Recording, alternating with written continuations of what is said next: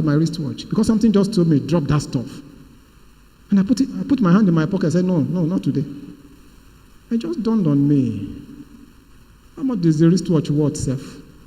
And I unbuckled it, dropped it there. And as I dropped it there, my eyes was following the usher. And I got home, I told my wife. She asked me, where's your wristwatch? And I gave it as an offering. She laughed. That's why I love my wife. You know what she said? She said, you just gave your wristwatch to an usher. But you know what? The long and short is that since that day, I've not used my money to buy one single wristwatch. Immediately, I first look at my hand. This hand, I'm going to put 350 pounds in this small hand. So I didn't use the wristwatch for some time. Something just dawned on me. You better start using. You know why? He gave his only begotten son. Only. Look at the temptation God gave to Abraham. Genesis chapter 20. Whom you loved. I said, when I read the place, I said, this is mental torture. You knew your only son whom you love, and he said it 3 times. If it were you, will you go? No wonder God gave to him that he won't give back double. He didn't take that boy from Abraham. It was just a picture. He saw his heart. This man will give me anything. And he gave him a ram. For every precious thing you give, there's a resources. Don't be shy about it. You don't even need to announce it to anybody. If I didn't come out to say this one, nobody will know. There was a time we asked people to give. I was working in a foreign country then, pastoring in Cameroon, controlling the 7 countries in Central Africa. And we needed to build a beautiful church.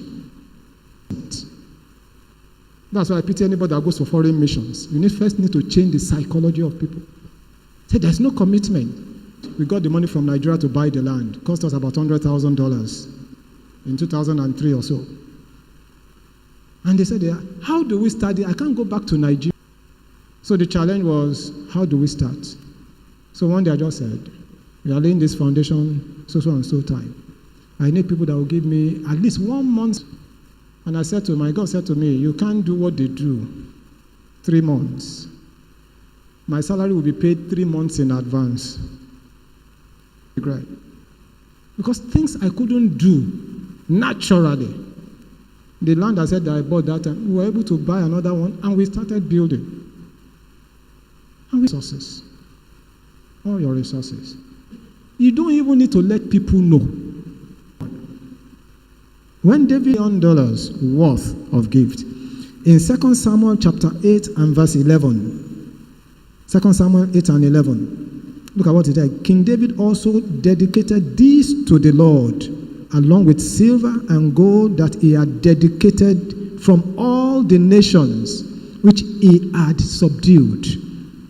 All the wars, all the booty he was bringing back home, he didn't spend it on himself, he was storing it somewhere. When Solomon was dedicating the time, if you are a giver, your children will become givers. If you are stingy, children will be stingy. Because they watch. If you close your eyes when you see people in need and you pass them and say, poor lazy man, your children will pick it. Your hard work is good. But there are several hard-working people on the street of Aba that are poorer than the church rats. Thank God, church rat is no more poor. So you need to give.